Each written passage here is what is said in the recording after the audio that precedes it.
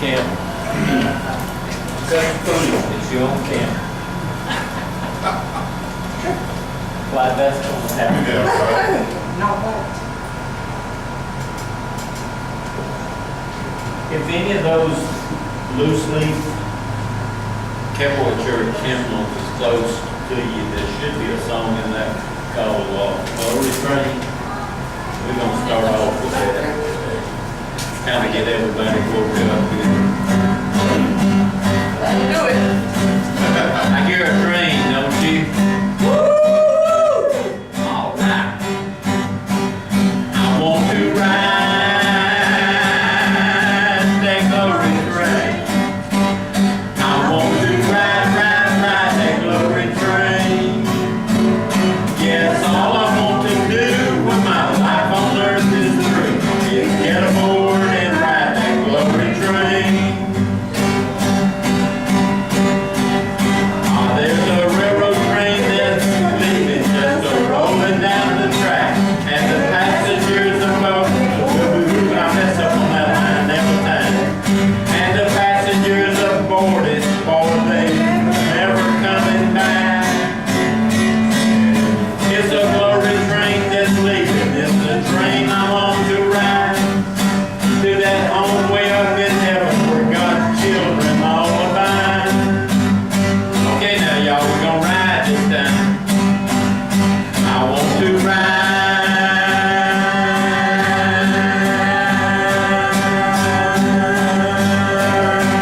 that glory train. I want to ride that glory train. Yes, all I want to do when my life on earth is through is get aboard and ride that glory train.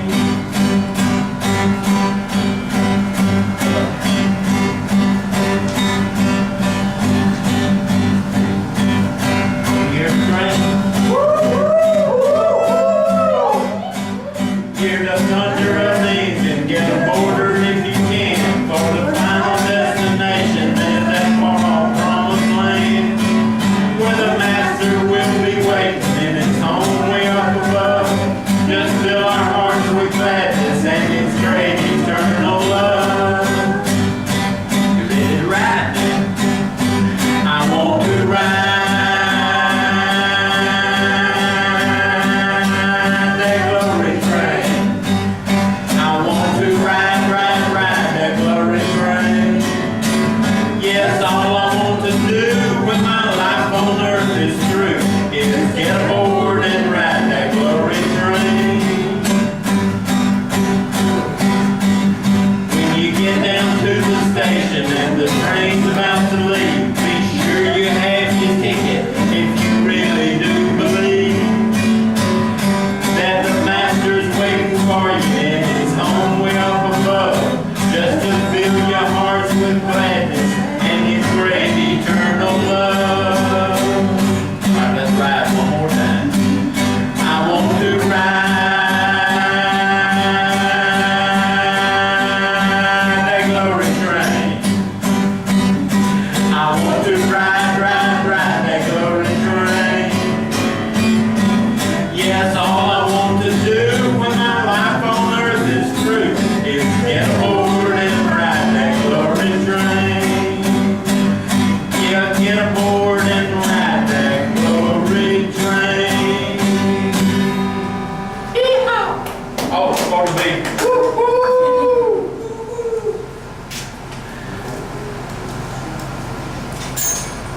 All right, we're gonna do Father, Stand By Me.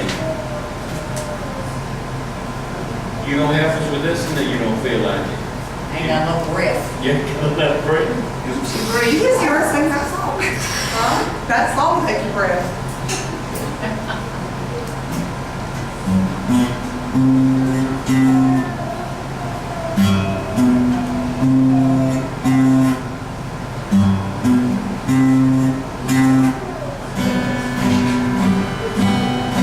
When the night has come and the land is dark and the moon is the only light.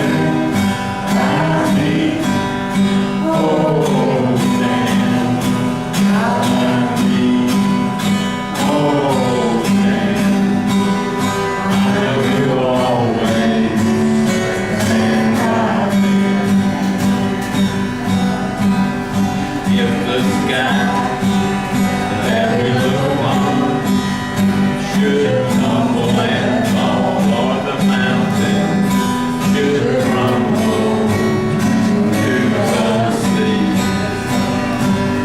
I won't cry, I won't cry, no, I won't shed a tear, just as long as you stand by me.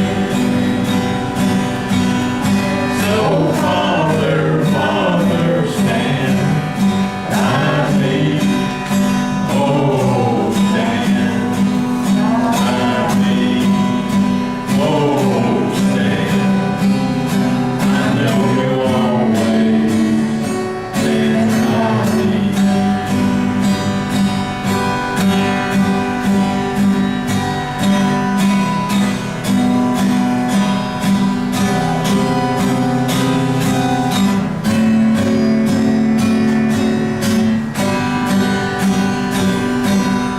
So Father, Father, stand by me. Oh, stand by me. Oh, stand. I know you always stand by me.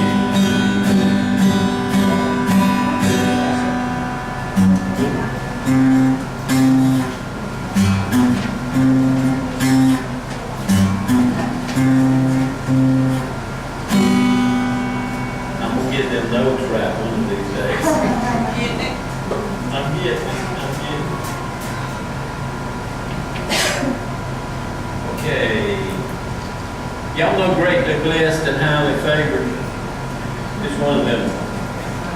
The next two songs we're gonna do is 7-11 songs. Y'all know what 7-11 songs are. You know? You sing 7 verses 11 times. So it's a 7-11 song. They came out of when the contemporary church first got started, or got started up again. And they sing choruses, and they just sing them over and over and over and over and over. And the next two songs we're going to do are 2 of those choruses. Anyway, you can take that $2.50 and go to Starbucks and buy you a cup of coffee. Greatly blessed, highly favored, imperfect but forgiven child of God. Greatly blessed, highly favored, imperfect but forgiven child of God.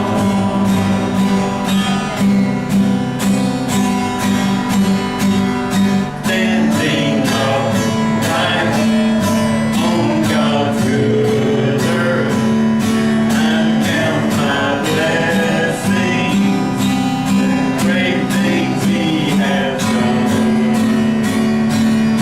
I'm fighting a good fight with the blessed assurance that the battle is already won.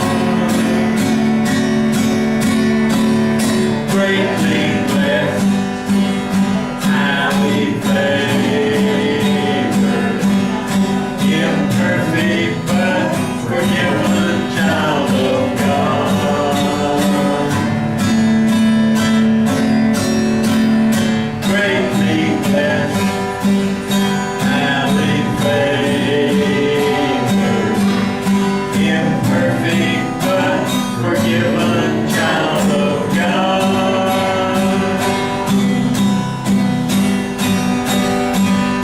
Greatly blessed, highly favored,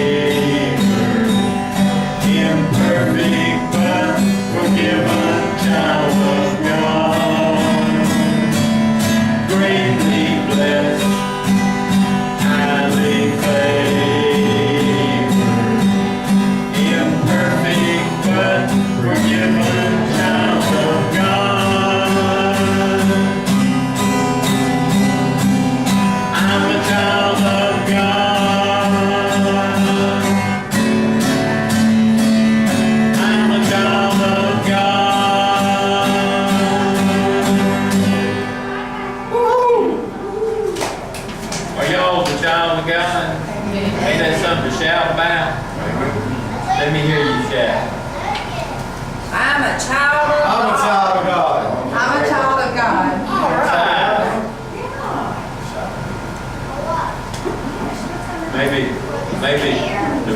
the backsliders will get right before we get through with that.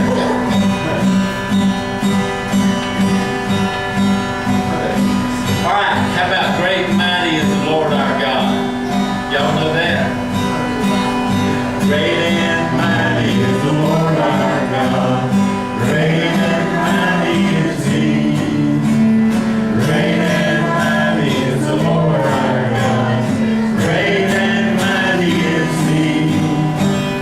Lift up your banner, let the anthem sing. Praises to our King. Great and mighty is the Lord our God. Great and mighty is He. Great and mighty is the Lord our God. Great and mighty is He. Great and mighty is the Lord our God. Great and mighty is He.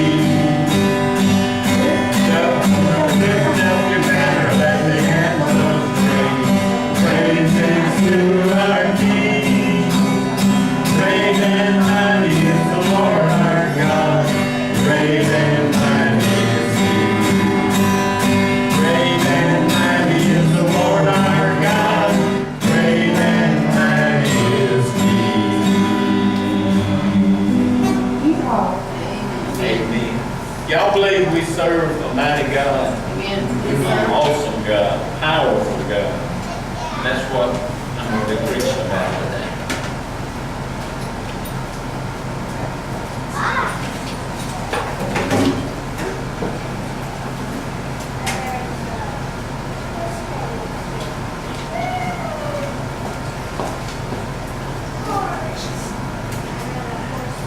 You turn in your Bibles. You need to turn the thing I've already turned it.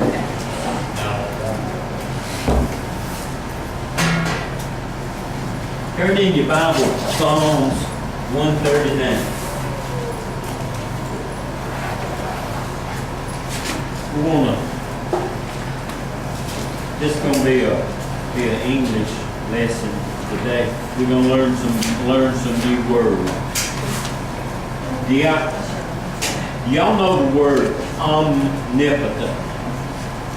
Omnipotent. Word is Okay, you heard it, you're not sure what it means. How about omniscient? Omniscient. How about omnipresent? You kind of know what that means. And omnibenevolent. Okay, omnipotence, if you break it down, it's like omnipotent.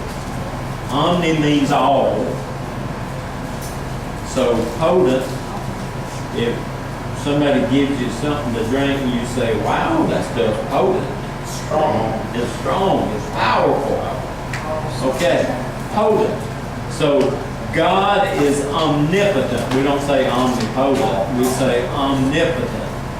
What chapter was it, Pastor Lynn? Psalm 139. Okay. And we're going to read the whole chapter.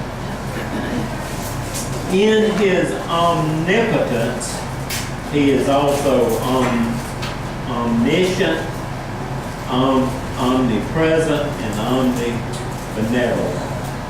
So we're going to look at that. Let's look at Psalm 139. O Lord, you have searched me, and you know me. You know when I sit and when I rise. You perceive my thoughts from afar. You discern my going out and my lying down. You are familiar with all my ways. Before a word is on my tongue, you know it completely, O Lord. Well, that's scary, ain't it?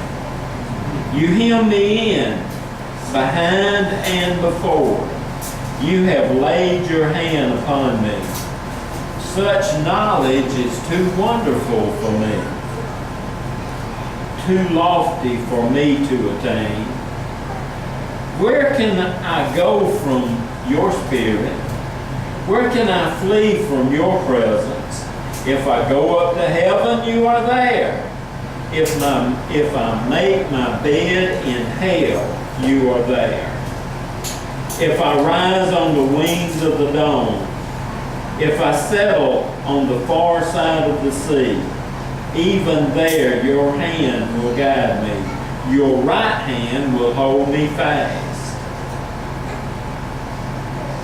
I say, surely the darkness will hide me, and the light becomes night around me. Even the darkness will not be dark to you.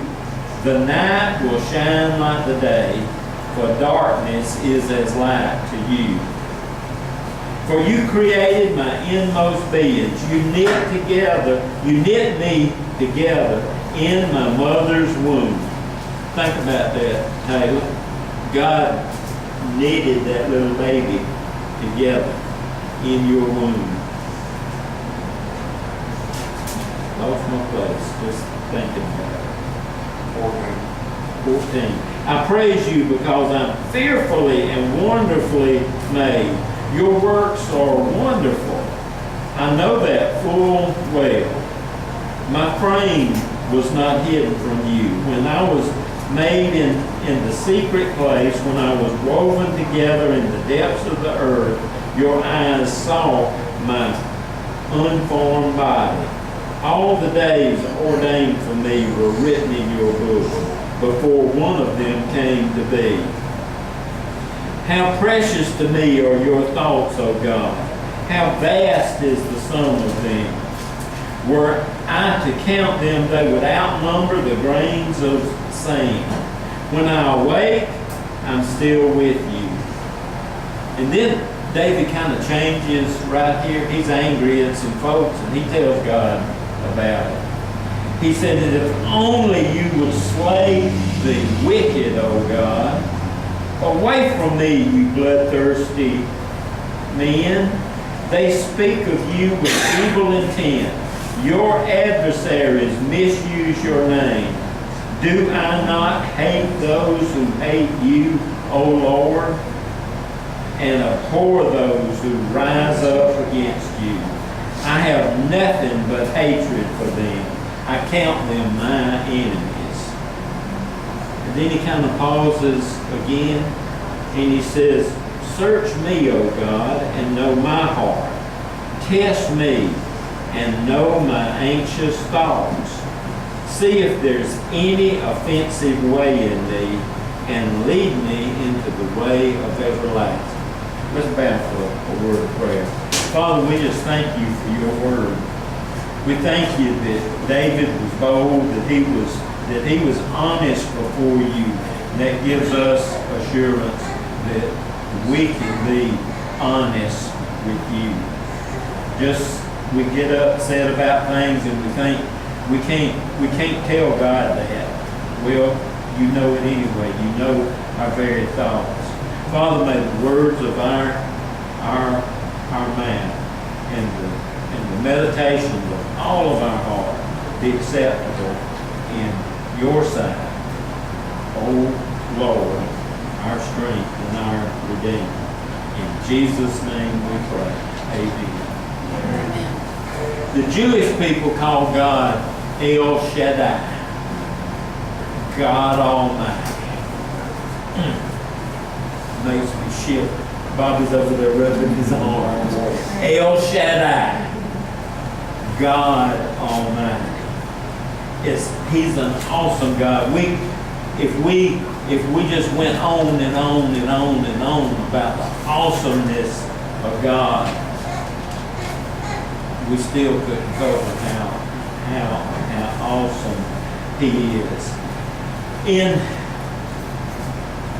In God's awesomeness, in His omnipotence, in His power,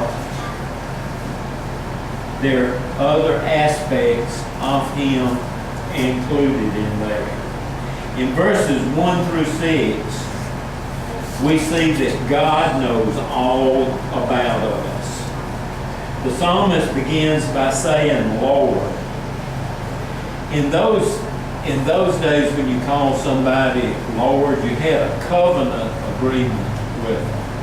Now, if I take a horse down to Bobby's, I want him to take care of it and train it, we're going to have a contract.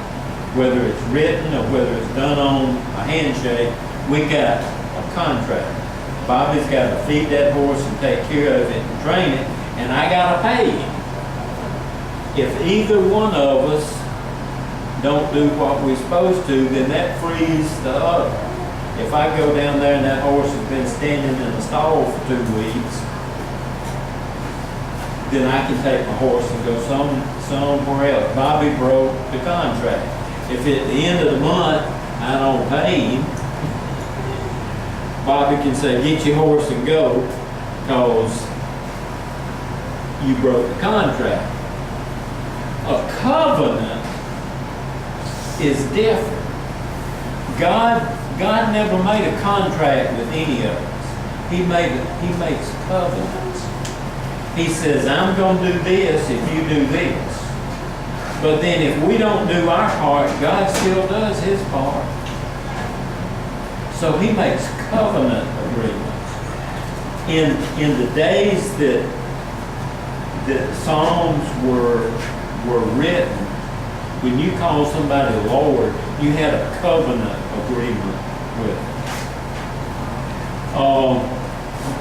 He says, you have searched me and you know me. You have searched me, you've examined me, you've tested me.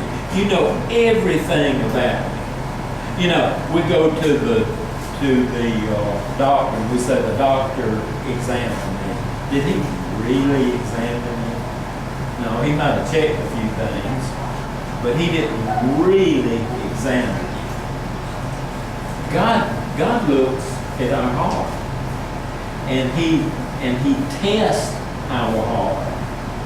We also see in verse 6 that though the Lord, let's see, no, that's not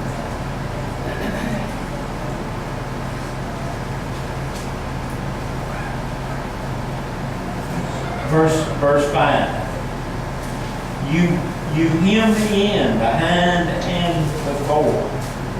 When you're trying to load a horse, you ever hemmed him up so he couldn't escape anywhere else? The only place he can go is on a trailer, and you get behind him and hope he don't kick or turn on you, and you drive him forward into that trailer.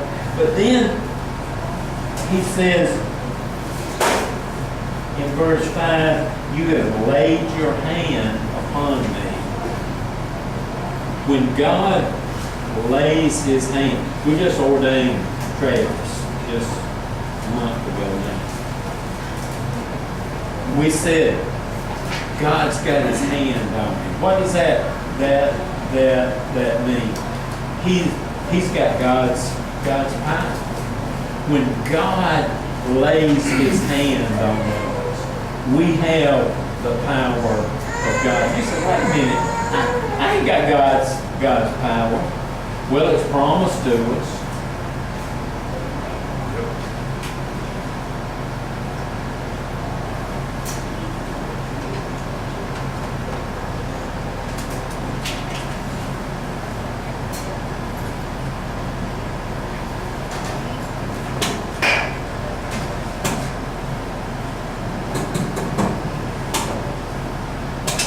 Come on, that light, come on. Low power. It ain't plugged in, is it? In Matthew 28, verse 18, that we talked about last week, Jesus said, all power in heaven and earth has been granted unto him. When he died, he walked into hell. This was Satan's domain for thousands of years. Still is. He roams the earth, but he's not in control anymore. Because Jesus walked into hell, took back the keys of the kingdom. And Satan was very much confused as of that day. He's still confused. He still thinks he's going to rule some kind of way. He hadn't figured it out yet. Jesus said, all power in heaven and earth is given unto him. And then he said, as we go, he's going to go with us. So we've got the power of God. If you're a believer, you've got the power of God within you. You just need to plug it in and turn it on. You need to read Matthew 28, verse 18, 19, 20 every day and get that power of God that is promised. Jesus said that we had it. In verse 5, he says, you have laid your hand on me. You have laid your hand on me.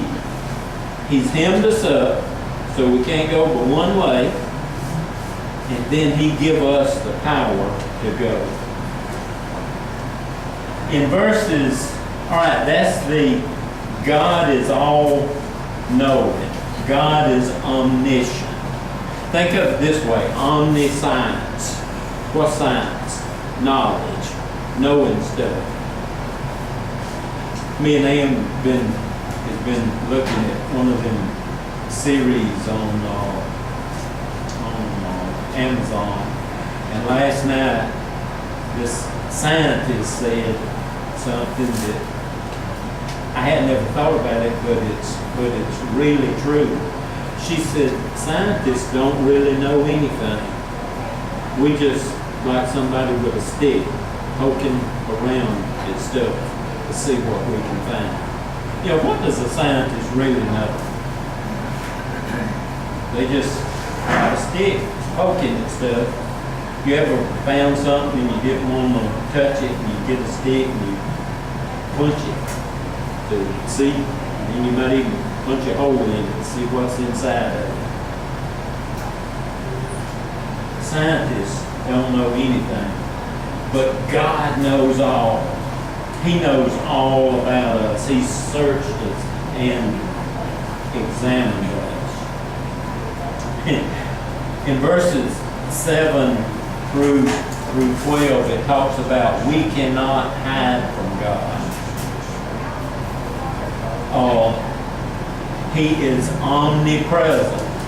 Some of you said, I know what omnipresent means. All present, everywhere. As I was reading about this, I couldn't help.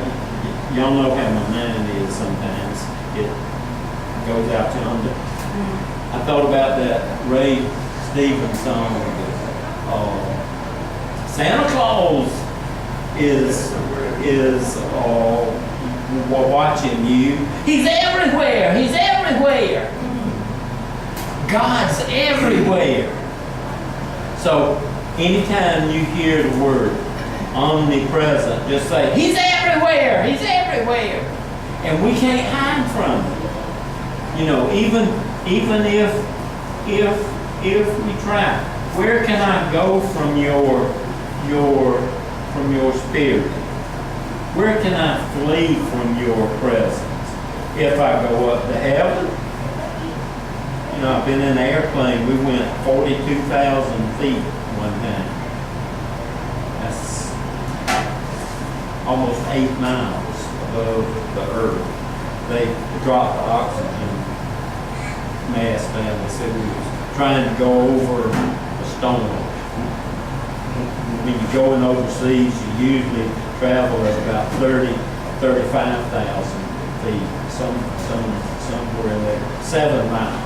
We went 8 miles. And when the oxygen mask dropped down, I said, 8 miles is a long way to fall. But they were there in case anybody had to have them. But even way up there, God was there. If we make our bed in hell, you ever said, this is just like hell on earth. Everybody has been through something, and you just think, this is just like hell on earth. God's right there. He's right there with us. If we're a believer, if we've got that covenant relationship that he was talking about in the very first verse. See, God says a lot to us in one little bitty word, oh Lord. See, I didn't know when I started studying this that when you see Lord, you're speaking to somebody that you got a covenant relationship with.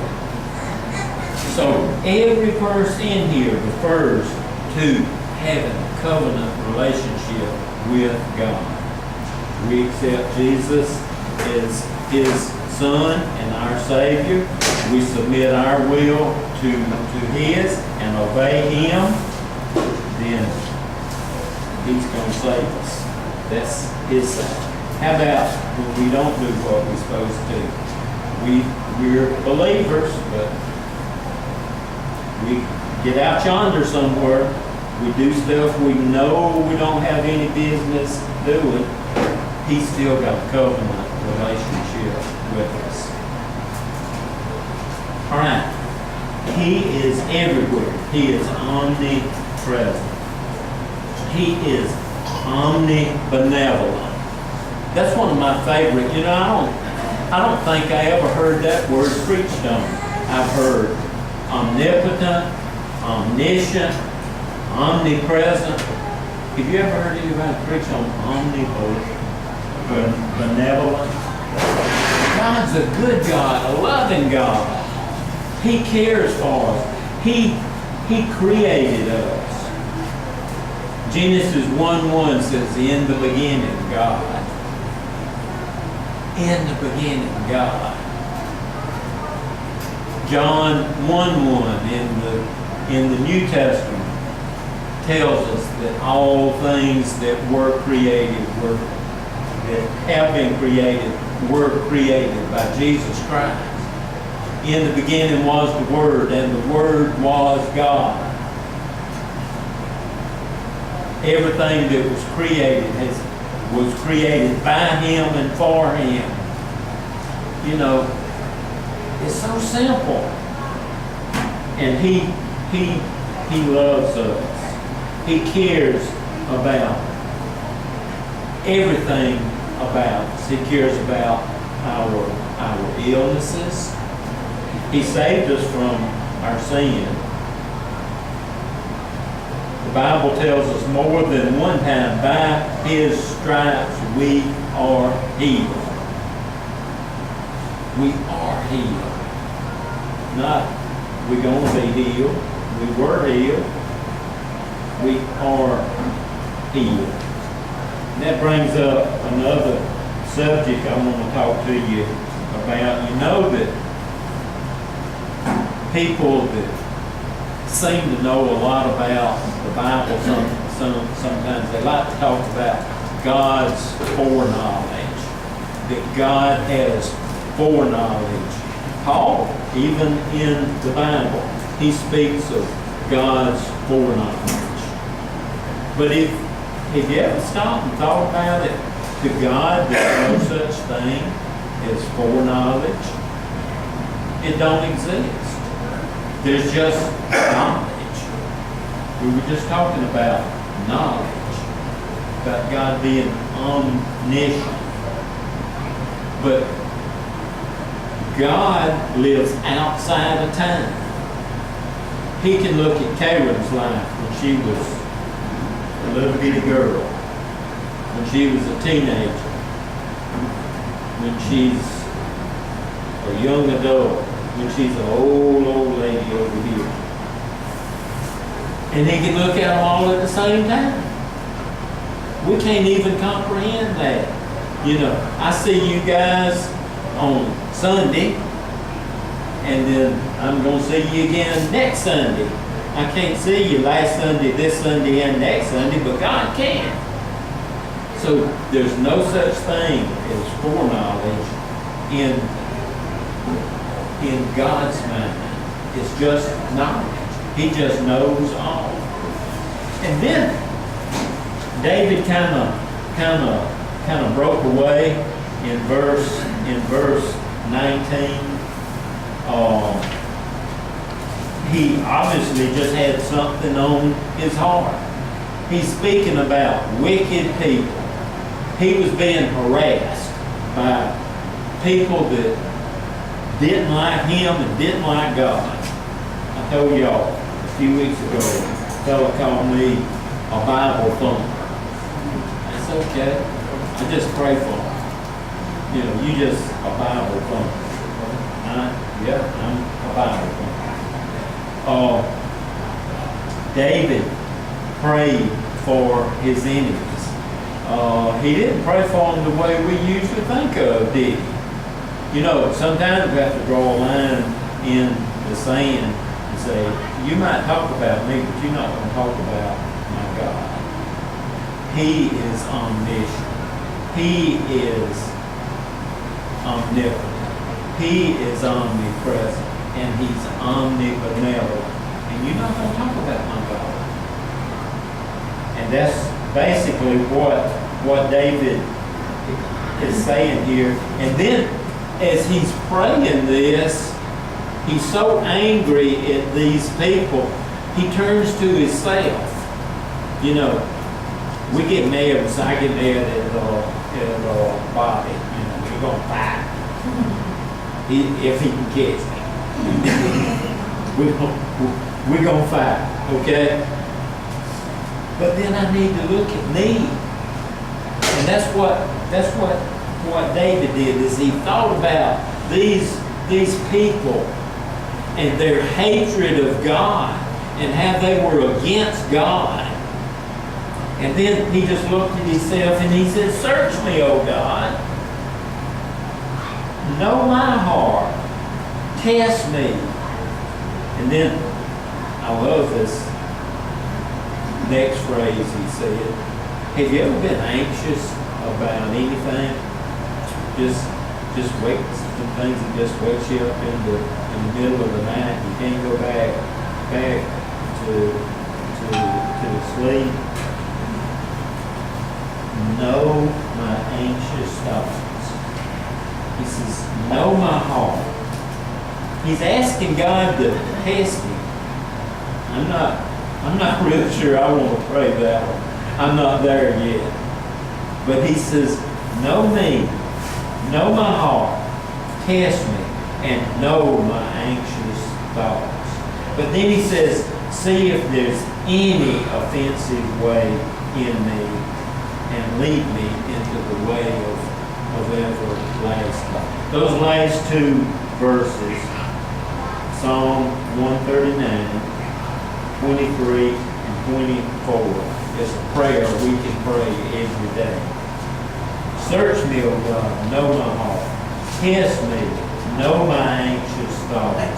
See if there's any offensive way in me, and lead me into the way everlasting.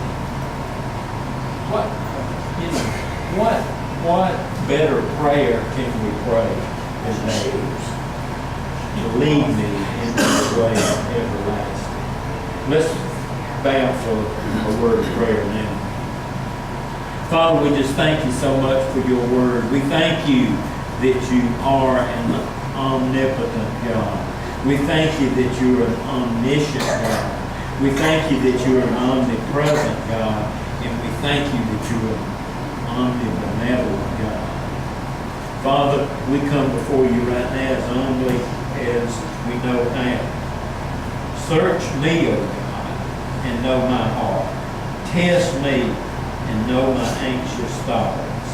See if there's anything within me that offends you, God. And lead me in the way everlasting. In Jesus' name I pray. Amen. Thank y'all for coming. Let's circle up and have our prayer.